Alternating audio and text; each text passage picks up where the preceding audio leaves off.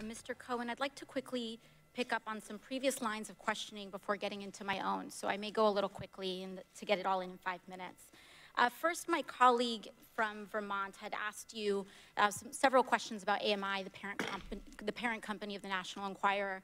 And in that, you mentioned a treasure trove, a quote, treasure trove of documents in David Pecker's office relating to information assembled from all these catch and kill operations against people who potentially had damaging information on the president. You also mentioned that the president was very concerned about the whereabouts of these documents and who possessed them. Does that treasure trove of documents still exist? I don't know. I had asked David Pecker for them. So you would say the person who knows the whereabouts of these documents would be David Pecker? David Pecker, Barry Levine, or Dylan Howard. Okay, thank you. Secondly, I want to ask a little bit about your conversation with my colleague from Missouri about asset inflation. To your knowledge, did the president ever provide inflated assets to an insurance company? Yes. Who else knows that the president did this? Alan Weisselberg, Ron Lieberman, and Matthew Calamari. And where would the committee find more information on this? Do you think we need to review his financial statements and his tax returns in order to compare them? Yes, and you'd find it at the Trump org. Thank you very much. The last thing here, the Trump Golf Organization currently has a golf course in my home borough of the Bronx, Trump Links.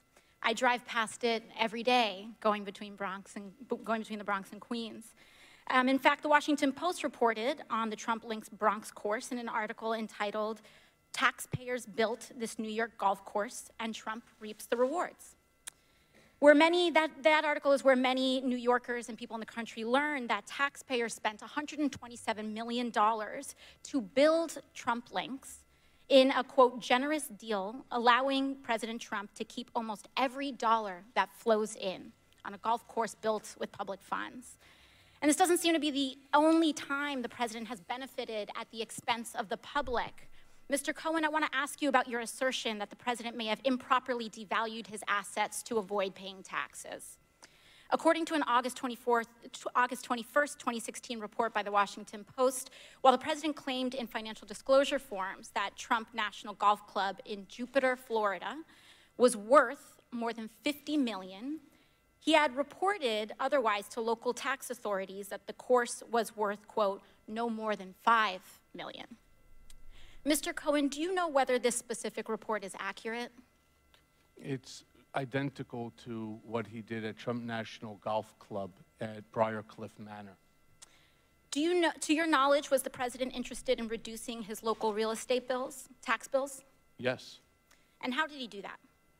What you do is you deflate the value of the asset, and then you put in a request to the tax department for a deduction. Thank you.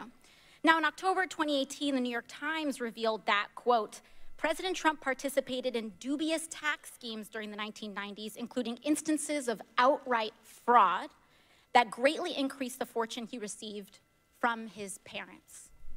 It further stated from Mr. Trump, quote, he also helped formulate a strategy to undervalue his parents' real estate holdings by hundreds of millions of dollars on tax returns, sharply reducing his tax bill when those properties were transferred to him and his siblings. Mr. Cohen, do you know whether that specific report is accurate? I don't. I wasn't there in 1990s. Who would know the answer to those questions? Alan Weisselberg. And would it help for the committee to obtain federal and state tax returns from the president and his company to address that discrepancy? I believe so. Thank you very much. I yield the rest of my time to the chair. So she's going after financials.